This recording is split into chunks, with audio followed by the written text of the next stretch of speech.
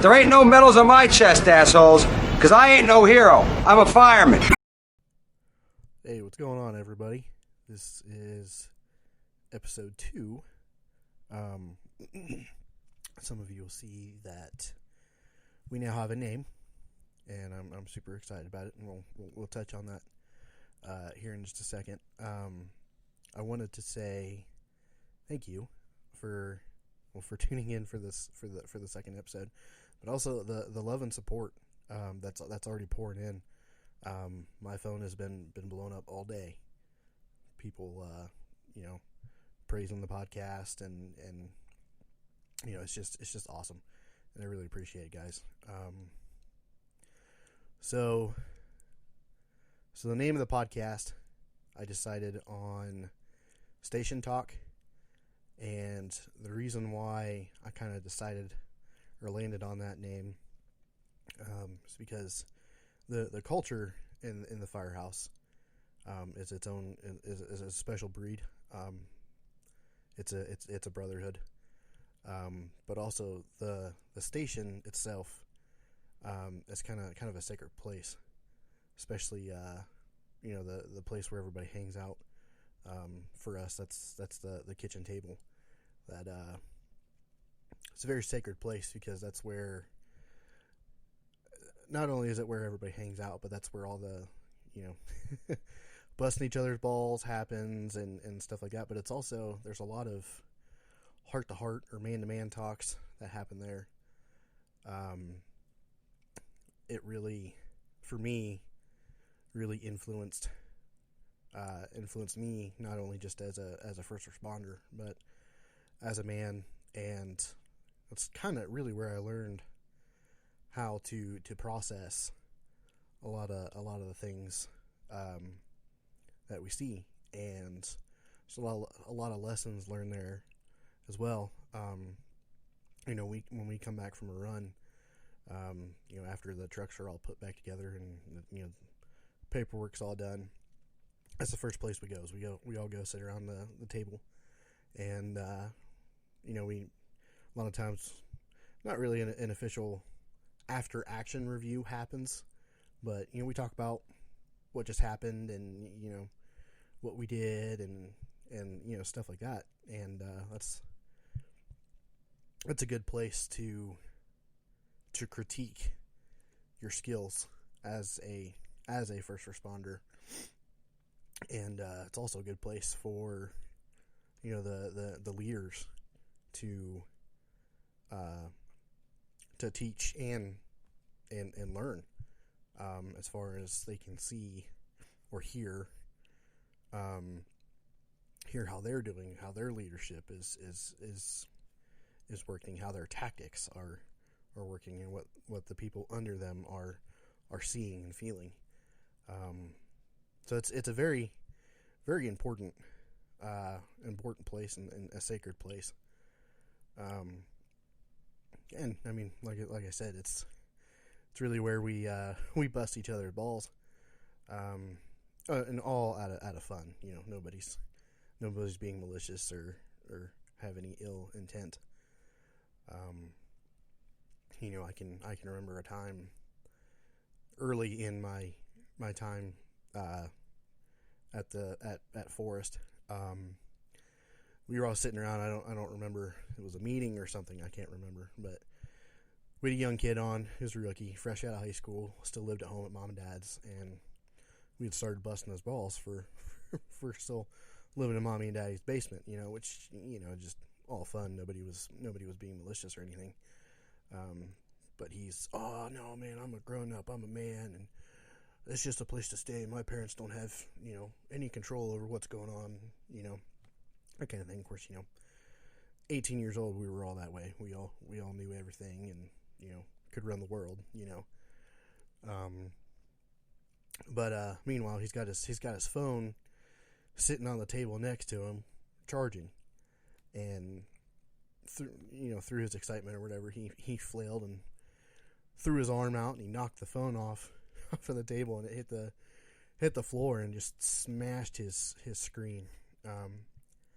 And the pure terror that came out of this kid's voice oh man, my mom's gonna be so pissed at me. It was just funny. It was, it's probably one of the funniest things I've ever heard. And of course, after that, every time we saw him, oh man, my mom's gonna be so pissed at me. Just busting the kid's balls. But yeah, I mean it's an awesome place to be.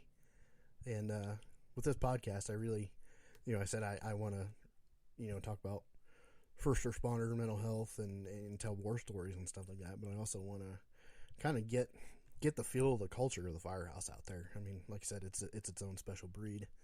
It's a brotherhood, something that you really, unless you're in it, you don't really see it. You're kind of an outsider looking in. Apart from busting each other's balls and stuff like that.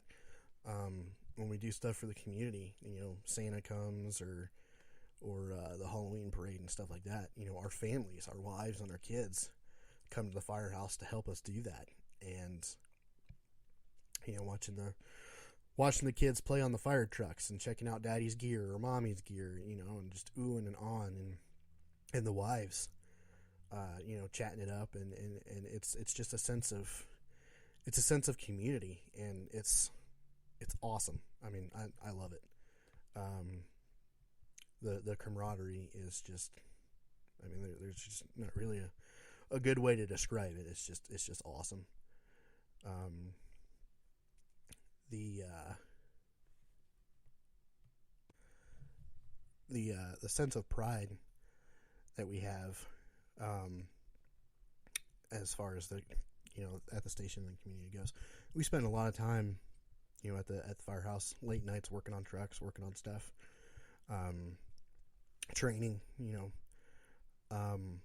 and we spend a lot of time, especially during the summer, washing trucks and making them as neat and clean as we can, because it's a multi-million-dollar piece of equipment, and we take that out and it just looks like trash. The community is looking at us like, man, we paid for that, But yeah, that's the that's kind of the feel of the community. We earlier this year we had a real bad storm come in, and I talked about this in my book. We had a real bad storm come in and knocked out like 80% of the state's electrical grid. And there were trees down everywhere. The whole town was dark. And without even, nobody sent on a page, nobody asked anybody to come, but we all just instantly jumped in our trucks and headed to the firehouse. And, we got in the trucks and took chainsaws and were clearing the roads and putting up barricades and stuff for lines that were down. And we set up our own command post inside of the station. We were doing all of our comms over the village channel, and we just, like I said, we just showed up, went to work, and made it happen. And a lot of that happens with us. If we see something that needs done, 90% of the time, we're gonna make it happen. That's just what we do. And I love that, man. That's just awesome. It's the greatest thing in the world. And I'm sure every firehouse is like that across the country. One more story I wanna tell. One of our members is an LGBTQ community member, and this certain individual, we were at the firehouse, and we were getting ready to order pizza, and I don't remember what brought it up, but this individual goes, "Well, I want a gay pizza." We're looking at each other like, what the hell is a gay pizza? And this individual goes, "Well, gay pizza is all meat and at least 12 inches long." And it was just funny. So my future plans for this, like I said, this is episode 2. Right now, I don't know that I'm gonna put an episode out every day, but I want to get a lot, not necessarily a lot, but I want to get a few episodes up, and really get the ball rolling, and then eventually I want to slow down and put one out, once a week, which is what most people do, like every Monday or something like that. And as far as getting guests on and stuff like that, we just play it by ear, see what happens. The first few episodes will probably be just me telling war stories, until we kind of get the ball rolling a little bit more. Yeah, guys, that's pretty much it for the day. Again, thank you so much for your love and support, and thank you so much for taking the time to listen. Stay tuned. There will be more coming, and we'll catch you guys on the next one. Thanks, guys. See ya.